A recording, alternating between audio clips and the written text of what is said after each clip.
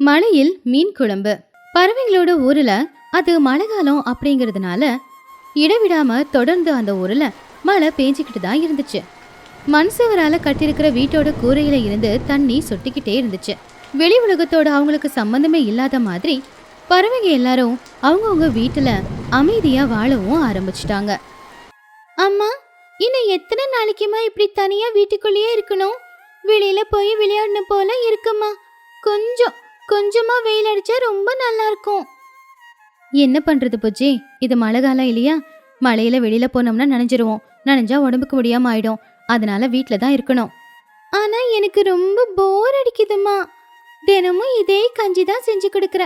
தொட்டுக்க துவையல். எனக்கு ஏதாவது காரசாரமா நல்லா சாப்பிடணும் போல இருக்கே. அதை கேட்டு டோனி சிரிச்சுக்கிட்டே, இந்த நாட்கள்ல பச்சை மிளகாய் கிடைக்கிறதே ரொம்ப கஷ்டம் புஜ்ஜி. இருக்கிறத வச்சு அட்ஜஸ்ட் பண்ணிக்கணும்ல. புஜ்ஜி குருவி அதை கேட்டு கொஞ்ச நேரம் அமைதியா இருந்தா. அப்புறம் ஏதோ அவளுக்கு ஞாபகத்துக்கு வந்துச்சு. அதனால உடனே அவ டொனிக்கிட்ட வந்தா. அப்போ புஜ்ஜி ஆசையா, அம்மா, எனக்கு மீன் குழம்பு சாப்பிடணும் போல இருக்கு. நீ செய்வியே, இந்த புளிய கரைச்சி ஊத்தி நல்லா குழம்பு கொதிக்கும் போது ஒரு வாசம் வருமே, அந்த மீன் குழம்பு. அந்த மீன் குழம்பு உன்னால மட்டும்தான் சமைக்க முடியும். இந்த குடல சூட சாப்பாடோட மீன் குழம்பு போட்டு சாப்பிட்டா ரொம்ப நல்லா இருக்கும். அதை கேட்டு டொனி சிரிச்சுக்கிட்டே, உன் யோசனை நல்லா தான் இருக்கு. ஆனா இப்ப நான் மீனுக்கு எங்க போவேன்? வெளியில ஆத்து தண்ணி வெள்ளமா போய்கிட்டு இருக்கு. கால் எடுத்து வெளியில வைக்கவே பயமா இருக்கு. உசுறு முக்கியமா இல்ல மீன் குழம்பு முக்கியமா அப்படின்னு அம்மா சொன்னதை கேட்டு புஜ்ஜி அமைதியா உக்காந்துட்டான். புஜ்ஜியும் துணியும் பேசிக்கிட்டு இருக்கிறத வீட்டு வெளியில நின்னுக்கிட்டு அந்த ஊரோட தலைவரான மகிக்கழுகு தாத்தா கேட்டுக்கிட்டு இருந்தாரு. மகிக்கழுகு தாத்தாவுக்கு அந்த ஊர்ல இருக்கிற எல்லா பசங்களையும் ரொம்பவும் பிடிக்கும். அதுலயும் புஜ்ஜி அப்படின்னா அவருக்கு ரொம்பவும் பிரியம். மகிக்கழுகு வாசல்ல நின்னு இரும்பிக்கிட்டே, என்னமாச்சு புஜ்ஜி, ஏன் முகம் வாடி போயிருக்கு? ஒன்னும் இல்ல தாத்தா, அம்மா மீன் குழம்பு செய்ய முடியாதுன்னு சொல்றாங்க. அப்பட்டும் நீ தயக்கமா? ஐயோ, அப்படி இல்லைங்கய்யா, இந்த மழையில மீன் பிடிக்க போறது ஆபத்துன்னு சொல்லிக்கிட்டு இருந்த, அவ்வளவுதான். அப்போ மகிக்கழுகு துணியை பார்த்து, வெளியில போறது ஆபத்துன்னு எனக்கும் தெரியும். ஆனா நான் இருக்கும்போது இந்த ஊர்ல இருக்கிற குழந்தைங்க யாரும் கஷ்டப்படக்கூடாது. துணி, நீ போய் மீன் குழம்புக்கு என்ன தேவையோ எல்லாத்தையுமே ஏற்பாடு பண்ணு. நான் போய் குழம்புக்கு தேவையான மீனை பிடிச்சிக்கிட்டு வரேன். அப்போ துணி தயக்கமா, வேணாங்க, தண்ணி அதிகமா இருக்கு, இப்ப போன ஆபத்து. மகிக்கழுகு சிரிச்சுக்கிட்டே, இந்த வெள்ளத்தோட வேகத்தை விட நான் வேகமா பறப்பேன். என் ரெக்கைக்கு அவ்வளோ பலம் இருக்கு. நான் போய் வரேன், இரு. மகிக்கழுகு சொன்னது கேட்டு வேற வழியும் இல்லாம துணி சரின்னு வீட்டுக்குள்ள போயிட்டான். அப்போ மகிக்கழுகு அதுகிட்ட இருக்கிற ஒரு வலைய முதுகுல போட்டுக்கிட்டு பயங்கரமான மழையில மீன் பிடிக்கிறதுக்காக போச்சு. இது எல்லாத்தையுமே சிச்சு காக்கா அவ வீட்டுக்குள்ள இருந்தே பாத்துக்கிட்டு இருந்தா. இந்த வயசானவருக்கு இந்த மழையில இந்த சாகசம் வேலை தேவையா? ஒருவேளை அவரு மீனை பிடிச்சுக்கிட்டு வந்துட்டாருன்னா அப்புறம் துணியோட வீடு முழுக்க அந்த மீன் குழம்பு வாசம் தான் அடிக்கும். ஆனா துணியை விட நான் நல்ல மீன் குழம்பு வச்சு காட்டணும். மகிக்கழுகு மீன் பிடிச்சிட்டு வர அப்படின்னு சொன்னதுனால துணி மீன் குழம்புக்கு தேவையான ஏற்பாடுகளை செஞ்சுக்கிட்டு இருந்தா. ஒரு உரல்ல அவ கொஞ்சம் வெந்தயம், கொஞ்சம் சின்ன வெங்காயம், பூண்டு, அப்புறம் காஞ்ச மிளகா எல்லாத்தையும் போட்டு இடிக்க ஆரம்பிச்சா. அந்த வாசம் வர ஆரம்பிச்சுது. புஜி, வீட்ல புளி தீந்துருச்சு போல. நீ ஒரு கவர் எடுத்துக்கோ. அப்படியே சோட்டு அத்தையோட கடைக்கு போய் கொஞ்சம் புளியும் அப்படியே கொஞ்சம் வெள்ளமும் வாங்கிட்டு வா. இதை இப்பவே போயிட்டு வாங்கிட்டு வரேம்மா. புஜி குருவி வீட்டுல இருந்த ஒரு பனை ஓலை கொடைய பிடிச்சுக்கிட்டு சோட்டுவோட கடையில புளி வாங்குறதுக்காக போனா. இன்னொரு பக்கம் மகிக்கழுகு அந்த மலையில கொடுத்த வாக்க நிறைவேற்றுச்சு. அதோட வலையில மாட்டின ஒரு பெரிய மீனை கொண்டு வந்துச்சு. மகிக்கழுகு கொண்டு வந்த அவ்வளவு பெரிய மீனை பார்த்து பறவைங்க எல்லாரும் ஆச்சரியப்பட்டாங்க. மகிக்கழுகு சிரிச்சுக்கிட்டே, பாத்தியா டோனி, நான் சொன்னா இல்லையா? மகிக்கழுகு அந்த மீனை கழுவி 4 பங்கா வெட்டி ஊர்ல இருக்கிற 4 பேர் வீட்டுக்கு கொண்டு போய் கொடுத்தாரு. இருக்கிறதுலே பெரிய பீஸா புஜ்ஜிக்காக கொடுத்தாரு. ரொம்ப நன்றிங்க, உங்களாலதான் இன்னைக்கு என் பொண்ணோட ஆசையே நிறைவேற போகுது. துணிக்குருவி அந்த மீன் பீஸ்ல உப்பு, காரம், மஞ்சத்தூள் எல்லாத்தையும் போட்டு கலந்து வச்சா. புஜ்ஜி வாங்கிட்டு வந்த புளிய ஊற வச்சா. அடுப்பு பத்த வச்சு அது மேல ஒரு மண் பாத்திரத்தை வச்சு துணி மீன் குழம்பு செய்ய ஆரம்பிச்சா. இத எல்லாத்தையும் பக்கத்து வீட்ல இருந்து பார்த்து சிச்சு காக்கா பொறாம பட்டுக்கிட்டு இருந்துச்சு. சிச்சுவுக்கும் மீன் துண்டு கிடைச்சது. ஆனா துணி செய்யற மாதிரி பொறுமையா நல்லபடியா சிச்சுவுக்கு சமைக்க வராது.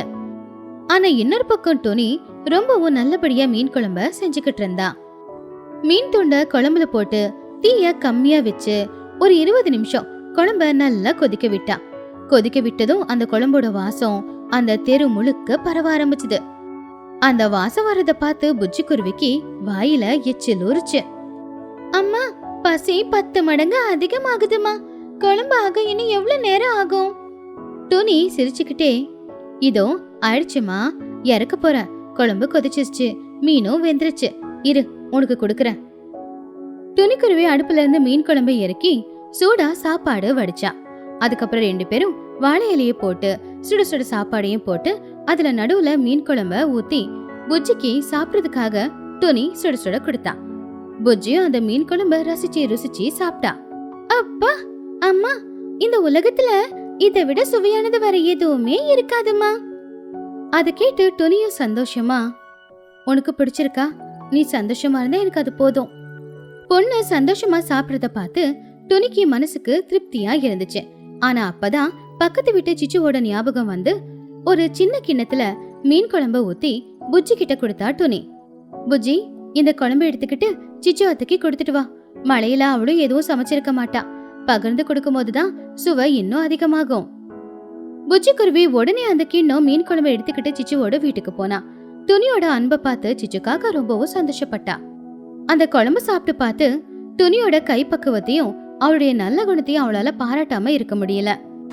அன்னைக்கு வெளியில பயங்கரமா மழை பெஞ்சாலும் அந்த ஊர் முழுக்க எல்லார் வீட்டிலையும் மீன் குழம்பு வாசம் தூக்கிக்கிட்டு இருந்துச்சு. சமைச்சு சாப்பிடுறதுல இல்ல சந்தோஷம், பகிர்ந்து சாப்பிடுறதுதான் இருக்கு சந்தோஷம் அப்படிங்கறது அந்த ஊர் பறவைங்க எல்லாரும் சேர்ந்து நிரூபிச்சிருந்தாங்க. அடுத்த ஒரு வாரத்துக்கு அப்புறமா தான் அந்த மழையும் நின்னுச்சு. இப்பதான் மெதுவா மெதுவா சூரியனோட ஒளி பறவைங்களோட கிராமத்துல விழுந்து எல்லாருக்கும் கதகதப்பா இருந்துச்சு. பறவைங்க எல்லாரும் அவங்கவுங்க வீட்டை விட்டு வெளியில வந்து வெயில்ல சந்தோஷமா நின்னுக்கிட்டு குளிர் காஞ்சுக்கிட்டு இருந்தாங்க. ஆனா அந்த சந்தோஷம் ரொம்ப நேரம் நிலைக்கல. ஐயோ, அரிசி மூட்டையெல்லாம் நனைஞ்சு போச்சு. மேல கூரையில இருந்து விழுந்த தண்ணி எல்லாம் அரிசி மூட்டையில தான் விழுந்திருக்கு போல. அரிசி எல்லாம் பூரண போத்து போச்சே. அடுத்து நான் வியாபாரத்தை எப்படிதான் செய்யறது? அப்படி சோட்டுவோட அழுகை சத்தம் கேட்டு பறவைங்க எல்லாரும் அங்க வந்தாங்க. எடவிடாம பேஞ்ச மழையில கடையோட கூரை மூலமா கீழே விழுந்த தண்ணியால கடையில இருக்கிற பொருட்கள் எல்லாம் வீணா போச்சு. பாவம், அதனால சோட்டு கிளியோட கடையோட நிலைமை ரொம்ப மோசமா தான் இருந்துச்சு. மீன் குழம்பு வாசம் இன்னும் வீட்டை விட்டு போகல. ஆனா அதுக்குள்ள ஒரு சோக கதையும் நடந்துச்சு. சிச்சு காக்காவுக்கு ராத்திரி சாப்பிட்ட அந்த குழம்போட மனம் இன்னும் ஞாபகத்துல இருந்துச்சு. துணியோட பாசத்தை பார்த்து சிச்சு காக்கா முழுசா மாறி இருந்தா. இப்போ சோட்டுவோட கவலைய பார்த்து சிச்சுவுக்கும் ரொம்ப கவலையாச்சு. அதனால உடனே சிச்சு துணியோட வீட்டுக்கு போனா. துணி, பாத்தியா சோட்டு எவ்வளவு வருத்தப்பட்டு அலறான்னு? பாவம், எல்லாருடைய வீட்டிலையும் சாப்பிட கூட எதுவும் இல்லையாமா. அதை கேட்டு துணி குருவி, ஆமா சிச்சு, கேள்விப்பட்டேன். ஆபத்துன்னு வரும்போதுதான் நாம எல்லாரும் தைரியமா இருந்து ஏதாவது பண்ணணும். வா, ஏதாச்சும் பண்ணலாம். சிச்சு காக்கா துணி குருவி 2 பேரும் சேர்ந்து ஊர்ல எல்லார் வீட்டுக்கு போனாங்க. சில பேரோட வீட்டுல கொஞ்சம் அரிசியும் பருப்பும் இருந்துச்சு. சில பேரோட வீட்டுல கொஞ்சம் காய்கறி இருந்துச்சு. ஆனா ஊர்ல இருக்கிற எல்லாருக்கும் சமைக்கிறதுக்கு அது போதுமானதில்ல. நம்ம ஊரோட எல்லையில மலைக்கு மேல லூசி புறா வீடு கட்டிக்கிட்டு இருக்கால. வீடு உயரமா இருக்கிறதுனால மலையோட பாதிப்பு அவளுக்கு அவ்வளவா இருக்காது. அவகிட்ட போய் கேட்கலாம். அதுக்கு சிச்சு சந்தேகமா, அவ கொடுப்பாளா? அவளுக்கு திமிரு ரொம்ப அதிகம், ரொம்ப சுயநலவாதியும் கூட. ஆனாலும் வேற வழி இல்லாம அவங்க லூசி புறாவை பார்க்க போனாங்க. அவங்க எதிர்பார்த்தபடியே லூசியோட வீட்டுல நிறைய அரிசி பருப்பு இருந்துச்சு. லூசி, ஊர்ல எல்லாரும் பட்னியா இருக்காங்க. உன்னால முடிஞ்ச உதவி ஏதாவது செஞ்சா அவங்க எல்லாரும் வயிறார சாப்பிடுவாங்க. அதை கேட்டு லூசி கோவமா, நான் எல்லாத்தையும் வச்சுக்கிட்டு இருக்கிறது என் குடும்பத்துக்காக. ஊர்ல இருக்கிற எல்லாருக்கும் கொடுத்தா நாளைக்கு என் குழந்தைங்களுக்கு நான் என்ன பண்ணுவேன்? அதெல்லாம் முடியாது, நான் கொடுக்க மாட்டேன்.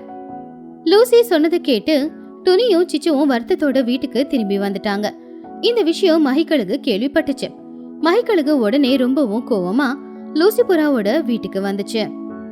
மகிக்கழுகு கோவமா, இங்க பாரு லூசி, ஒரு குச்சிய ரொம்ப ஈஸியா உடைச்சிடலாம். ஆனா ஒரு கட்டு குச்சிய உடைக்கிறது யாராலையும் முடியாது. அதே மாதிரிதான் தனியா இருந்தா அது ஆபத்து. எல்லாரோடவும் ஒண்ணுமா இருந்தாதான் அது பாதுகாப்பு. ஊர்ல எல்லாரும் கஷ்டப்படும் போது உதவி செய்யலனா நாளைக்கு உனக்கு ஏதாவது பிரச்சனைனா யாரும் வந்து உதவி செய்ய மாட்டாங்க. இருக்கிறத ஊருக்காரங்களுக்கு பகிர்ந்து கொடு. மகிக்கழுகு சொன்னது லூசிபுராவுக்கு நல்லாவே புரிஞ்சுது. அவ அவளுடைய தப்ப புரிஞ்சுக்கிட்டா. மகிக்கழுகு முன்னாடி தலை குனிஞ்சு, என்ன மன்னிச்சிடுங்க, நான் ரொம்ப சுயநலமா யோசிச்சுட்டேன். என்கிட்ட இருக்கிற எல்லாமே ஊர்ஜனங்களுக்கு நான் கொடுக்கறேன். லூசிபுரா அரிசி பருப்பு கொடுக்கறேன்னு சொன்னதை கேட்டு ஊர்ல எல்லாருமே ரொம்பவும் சந்தோஷப்பட்டாங்க. துணிக்குருவியோட தலைமையில ஊருக்கு நடுவுல இருக்கிற ஆலமரத்துக்கு கீழே சமையலுக்கு தேவையான ஏற்பாடுகளை செஞ்சாங்க. சோட்டுக்கிளி அவருடைய கடையில மிச்சமா இருந்த உப்பு பருப்பு எல்லாத்தையும் கொண்டு வந்தா. சிச்சு காக்கா அவ தோட்டத்துல விளைஞ்ச காய்கறி எல்லாத்தையும் கொண்டு வந்தா. மகிக்கழுகு அவங்க வீட்டுல இருக்கிற பெரிய அண்டால தண்ணிய கொண்டு வந்து கொடுத்தாரு. துணிக்குருவி அந்த அடுப்புல ஒரு பெரிய பாத்திரத்தை வச்சு ஊர்ல இருக்கிற எல்லாருக்காகவும் சாப்பாடு செய்ய ஆரம்பிச்சா. நேத்து செஞ்ச மீன் குழம்பை விட ரொம்பவும் சுவையாவே எல்லாருக்காகவும் சமைச்ச அந்த சாப்பாடு இருந்துச்சு. அம்மா, இன்னைக்கு நீ சமைக்கிற சாப்பாட்டோட மனம் ரொம்ப நல்லா இருக்குமா? அத கேட்டு துணி சிரிச்சுக்கிட்டே, அது எதுக்குன்னா இந்த ஊர்ல எல்லாருடைய பாசமும் கலந்துருக்குல, அதனால்தான். அன்னைக்கு சாயந்தர நேரம் பறவைங்க எல்லாருமே வாழை இலையை எடுத்துக்கிட்டு ஆலமரத்துக்கு கீழே வந்து உக்காந்தாங்க. துணி எல்லாருக்காகவும் சமைச்ச சாப்பாட எல்லாருடைய வாழை இலையில பரிமாறினா. அத பார்த்து எல்லாருமே சந்தோஷப்பட்டாங்க. அன்னைக்கு அந்த பறவைகளோட கிராமத்துல பறவைங்க புது பாடத்தை கத்துக்கிட்டாங்க. மழையோ வெயிலோ வெள்ளமோ பனியோ எதுவா இருந்தாலும் சரி, எப்பவுமே ஒருத்தங்களுக்கு ஒருத்தங்க உதவி செஞ்சுக்கிட்டு ஒன்னா ஒற்றுமையா வாழும்போது எவ்வளவு பெரிய பிரச்சனையையும் நாம தைரியமா எதிர்கொள்ளலாம், சந்தோஷமாவும் வாழ்க்கைய வாழலாம். மலையின் மத்தியில் பறவைங்களோட வீடு. பறவைங்களோட ஊர்ல ரொட்டீன் லைஃப் எல்லாருக்கும் போர் அடிச்சிருச்சு. எல்லாரும் புதுசா ஏதாவது பண்ணலாம் அப்படின்னு யோசிச்சுக்கிட்டு இருந்தாங்க. அன்னைக்கு சாயந்தரம் எல்லாருமே அந்த ஊர் பார்க்ல சேர்ந்திருந்தாங்க. அப்போ சிச்சு காக்கா ஒரு ஐடியாவோட அங்க வந்திருந்துச்சு. ஃப்ரெண்ட்ஸ், உங்ககிட்ட ஒரு முக்கியமான விஷயம் பேச வந்திருக்கேன். நாம எப்பவுமே இந்த ஊருக்குள்ளேயே இருந்து போர் அடிக்கலையா? அதனாலதான் ஒரு ஐடியாவோட வந்திருக்கேன். நம்ம எல்லாரும் சேர்ந்து டூருக்கு போலாமா? டூருக்கா? மறுபடியும் பக்கத்தூர் மலைக்கா? நான் வரல சாமி, அங்கெல்லாம் எனக்கு வர பிடிக்கல. சேச்சே, பக்கத்தூர் மலை இல்ல, இது ஃபாரின் ட்ரிப்பு. நம்ம வெளிநாட்டுக்கு போக போறோம். அதுவும் பஸ்ல இல்ல, ட்ரெயின்ல இல்ல, ஃப்ளைட்ல போக போறோம். ஃப்ளைட் அப்படின்னு சொன்னதும் எல்லாருமே சந்தோஷப்பட்டாங்க. அதுலயும் குழந்தைங்க குதிக்கவே ஆரம்பிச்சிட்டாங்க. வாவ், ஃப்ளைட்டா? ஆகாயத்துல பறக்குமே பெரிய பறவை அதுதானே? அதுல ஏர் ஹோஸ்டஸுங்கெல்லாம் வந்துட்டு டீ வேணுமா ஜூஸ் வேணுமான்னு கேட்பாங்களாமே, அதுதானே சொல்றீங்க சிச்சு ஆண்டி? ஆமாண்ட பண்ணோ, எல்லாம் கொடுப்பாங்க. நாம போக போறது ஒரு மலைப்பகுதிக்கு. அங்க மலைக்கு மேலதான் வீடுங்களே இருக்கும். நாம எல்லாரும் ஒரு 3 நாள் அங்க தங்கிட்டு வரலாம். நமக்கு டிஃப்ரெண்டான எக்ஸ்பீரியன்ஸ் கிடைக்கும். செலவு கொஞ்சம் அதிகமானாலும் பரவாயில்ல, நம்ம சந்தோஷமா இருக்கலாம் இல்லையா? பண செலவானா பரவாயில்ல சிச்சோ, ஆனா ஃப்ளைட்டை நினைச்சாதான் பயமா இருக்கு. நாம சேஃபா போய் சேர்ந்துருவோமா? அட, எதுக்கு நீ பயப்படுற? நாம பறவைங்க, நமக்கு ஆல்ரெடி பறக்க தெரியும். ஃப்ளைட்ல போறது ஒரு புது எக்ஸ்பீரியன்ஸா இருக்கும் இல்லையா? நான் ரெடி. சிச்சோ, எப்ப போலாம்? நானும் ரெடி தான். என் பாஸ்போர்ட் எல்லாத்தையுமே ரெடி பண்ணி வச்சிடுறேன். அம்மா, அங்க லொகேஷன்லாம் நல்லா இருக்குமா? நான் ரீல்ஸ் பண்ணி இன்ஸ்டால போஸ்ட் பண்ணணும்ல. லொகேஷன் சூப்பரா இருக்கும்டா. சரி, எல்லாரும் ரெடி ஆகுங்க, நாம டூர் போக போறோம். 2 நாள் ஆச்சு. எல்லாரும் ஏர்போர்ட்க்கு போனாங்க. செக்கிங் எல்லாம் முடிச்சுட்டு ஃப்ளைட்ல போய் உக்காந்தாங்க. பசங்க எல்லாரும் ஜன்னல் சீட்ல தான் உட்காருவான்னு அடம் பிடிச்சி ஜன்னல் சீட்ல உட்காந்தாங்க. அப்போ பன்னு அந்த ஃப்ளைட்ல உட்காந்துக்கிட்டு, அம்மா, இந்த பெல்ட்டை என்னால போட முடியல, தொப்ப தடுக்குது, கொஞ்சம் லூஸ் பண்ண சொல்றியா? சும்மாடா, ஃப்ளைட் டேக் ஆஃப் ஆக போகுது, அமைதியா உட்காரு. ஃப்ளைட்டும் டேக் ஆஃப் ஆச்சு. ஆகாயத்துல பறந்து போய்கிட்டு இருக்கும்போது அதை பார்த்து பறவைங்க எல்லாருமே சந்தோஷப்பட்டாங்க. அப்பதான் ஏர் ஹோஸ்டஸ் ஃபுட் ராலியை தள்ளிக்கிட்டு வந்தாங்க. ஆண்டி, ஆண்டி, எனக்கு 2 சாண்ட்விச், 2 ஜூஸ், 2 ஸ்வீட்டு, இப்படி எல்லாம் 2 கொடுங்க.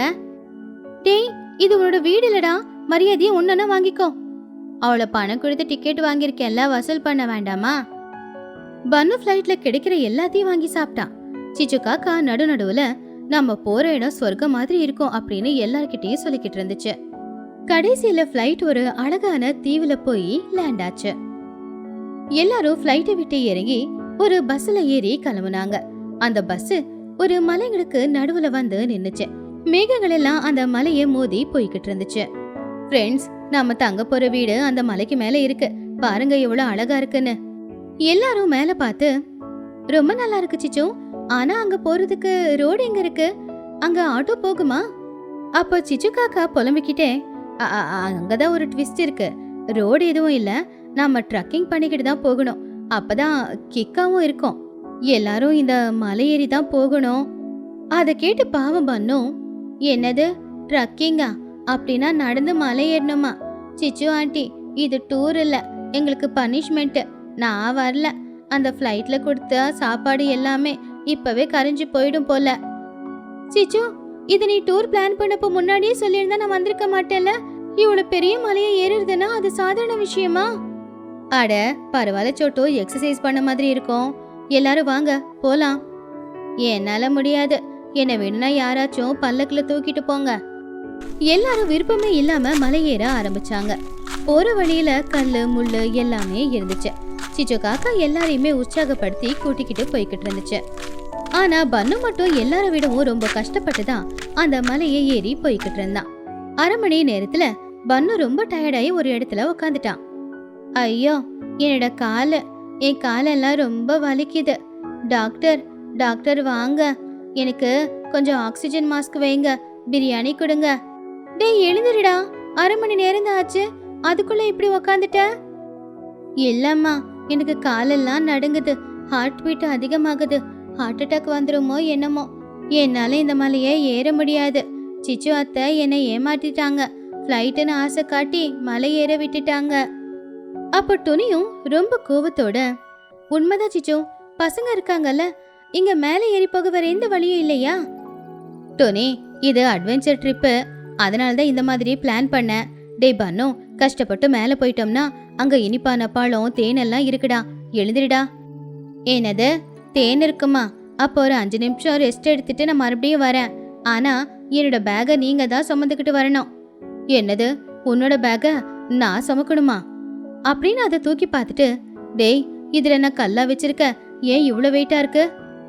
கல் இல்லம்மா, அதுல அவன் சாப்பிட்றதுக்கு ஸ்நாக்ஸ் எல்லாம் வச்சுக்கிட்டு இருக்கான்.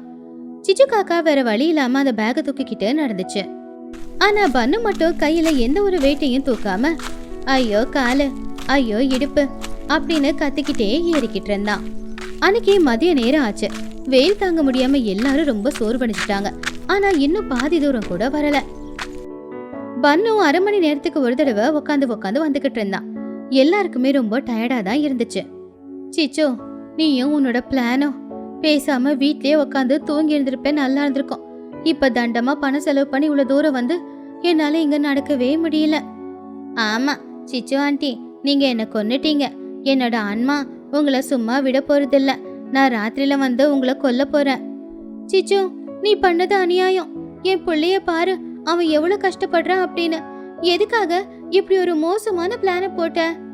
சிச்சு காக்கா பாவம் பன்னுவோட பேக கீழே எடுத்து வச்சுட்டு டயர்டா, அட ஏன் எல்லாரும் என்ன திட்டுறீங்க? ஏதோ அட்வென்ச்சரா இருக்குன்னு தானே நான் பிளான போட்டேன். இப்ப பன்னுவோட பேகையும் நான் தானே தூக்கிட்டு வரேன். அட அங்க பாருங்க, அங்க ஒரு அருவி இருக்கு, அங்க தண்ணி இருக்கு, வாங்க போய் தண்ணியாவது குடிக்கலாம். எல்லாரும் உடனே அது அருவி பக்கத்துல போய் நல்ல இனிப்பா இருந்த தண்ணிய குடிச்சாங்க. இப்ப எல்லாருக்கும் போதுங்கிற மாதிரி இருந்துச்சு. சரி சரி வாங்க, இன்னும் கொஞ்சம் தூரம் போகணும், சாயந்தரத்துக்குள்ள மேல போலாம் அப்படின்னு சொல்லி எல்லாரும் மறுபடியும் நடக்க ஆரம்பிச்சாங்க. நடந்து நடந்து நடந்து எப்படியோ கஷ்டப்பட்டு சாயந்தர நேரம் அவங்க மலையோட உச்சிக்கு வந்தாங்க. மலையோட உச்சிக்கு வந்ததுக்கு அப்புறம் அங்க இருக்கிற காட்சியை பார்த்து அவங்க நடந்து வந்த அந்த டயர்டு எல்லாத்தையுமே மறந்துட்டாங்க. உண்மையிலேயே ரொம்ப அழகா இருந்தது அந்த காட்சி. மலையோட உச்சியில நிறைய வீடுங்க, நடுவுல ஒரு மரப்பாலம், மேகங்கள் எல்லாமே அந்த வீட்டை தொட்டு போய்கிட்டு இருந்துச்சு. பறவைகளோட சத்தத்தோட அந்த இடம் உண்மையிலேயே பார்க்க சொர்க்கம் மாதிரி தான் இருந்துச்சு. பன்னு அந்த இடத்த பார்த்து, வாவ் சிச்சு ஆண்டி, நீங்க சொன்னது உண்மைதான். இங்க மேகம் எல்லாம் என் காலுக்கு கீழே போய்கிட்டு இருக்கு. அட அந்த வீடு ரொம்ப அழகா இருக்கு, அந்த வீட நான் எடுத்துக்கிறேன். ஐயோ எவ்வளவு அமைதியா இருக்கு இந்த இடம், காத்துல எந்த கலப்படமும் இல்ல, நாம பட்ட கஷ்டத்துக்கான பலன் கிடைச்சது. சாரி சிச்சு, இடம் இவ்வளவு அழகா இருக்குன்னு தெரியாம உன்னை வாய்க்கு வந்தபடியெல்லாம் திட்டோம். அப்போ சிச்சு காக்கா நிம்மதியா பன்னுவோட பேக கீழே போட்டுட்டு, பாத்தீங்களா எல்லாரும் அவசரப்பட்டு என்ன திட்டினீங்க, நான் உங்க எல்லாரையும் ஒரு நல்ல இடத்துக்கு தான் கொண்டு வந்திருக்கேன், இப்போ அது புரிஞ்சுக்கோங்க. அன்னைக்கு ராத்திரி நேரம் எல்லாரும் கேம்ப் ஃபயர் போட்டு உக்காந்துக்கிட்டு இருந்தாங்க. காட்டுல கிடைக்கிற பழங்கள், அவங்க கொண்டு வந்த சாப்பாடு எல்லாத்தையும் சாப்பிட்டாங்க. பன்னு கிளி ரொம்பவும் சந்தோஷத்துல 4 பேக்கெட்டு சிப்ஸையே சாப்பிட்டான். அடுத்த நாள் காலையில எல்லாரும் அந்த மலையை சுத்தி பார்க்க கிளம்புனாங்க. இந்த தடவை பன்னு டயர்டா இருக்கு அப்படின்னு சொல்லல. ஏன்னா போற வழி முழுக்க நிறைய பழங்கள் சாப்பிட கிடைச்சது. அதே மாதிரி அழகான பட்டாம்பூச்சிங்களும் இருந்துச்சு. சின்ன ஆயிரக்கணக்கான செல்ஃபியை எடுத்துக்கிட்டு இருந்தான். அடுத்து 2வது நாள் ஒரு பெரிய அருவி கிட்ட போய் எல்லாரும் சந்தோஷமா தண்ணியில விளையாடினாங்க. மகிக்கழுகு நிறைய மீனுங்களை பிடிச்சது. அதுக்காக மட்டும் இல்லாம எல்லாருக்காகவும் பிடிச்சது. பன்னு மட்டும் தண்ணியில இறங்குனா எங்க முழுகிடு வேணும் அப்படிங்கிற பயத்துல கரையிலேயே இருந்தான். அடுத்த 3வது நாள் பெரிய பெரிய மரத்துல ஊஞ்சல் கட்டி விளையாடிக்கிட்டு இருந்தாங்க. ராத்திரி நேரம் நட்சத்திரத்தை பார்த்து படுத்து தூங்குனாங்க. அம்மா, நம்ம எல்லாரும் இங்கே இருந்துடலாமா? ஸ்கூலும் இல்ல, ஹோம்ஒர்க்கும் இல்ல, ஜாலியா இருக்கலாம். பணமும் இல்லடா, அதுக்கு நம்ம போய் தான் ஆகணும். அடுத்து 4வது நாள் எல்லாரும் ரொம்ப உற்சாகமா இருந்தாங்க. மலை ஏறுற அளவுக்கு மலை இறங்குறது கஷ்டமா இருக்கல. பன்னு ஈஸியா தான் இறங்கிக்கிட்டு இருந்தான். என்னடா பன்னு, மலை ஏறும்போது திட்டின, இப்ப அமைதியா இருக்க? சாரி ஆண்டி, நீங்க கூட்டிட்டு வந்த இடம் நல்லா இருக்கு. ஆனா அடுத்த தடவை லிஃப்ட் வைக்க சொல்லுங்க, அப்பதான் என்னால ஏற முடியும். அதை கேட்டு எல்லாரும் சிரிச்சுக்கிட்டே பஸ் ஏறி வந்தாங்க. எல்லாரும் ஃப்ளைட் ஏறி உக்காந்ததும் அசதியா இருந்ததுனால நல்லா படுத்து தூங்கிட்டாங்க. ஆனா பன்னு மட்டும் தூங்கல. ஏர் ஹோஸ்டஸை கூப்பிட்டு மறுபடியும் என்னெல்லாம் கிடைக்குதோ எல்லாத்தையுமே வாங்கி சாப்பிட்டான். எல்லாரும் ஊருக்கு வந்து சேரும்போது மறக்க முடியாத நினைவுகளோட வந்து சேர்ந்தாங்க. மலைய கஷ்டப்பட்டு ஏறினாலும் அழகான இடத்த பாக்குறதுக்கு அவ்வளவு கஷ்டப்பட்டது சரிதான் அப்படின்னு எல்லாரும் சிச்சு காக்காவை பாராட்டினாங்க.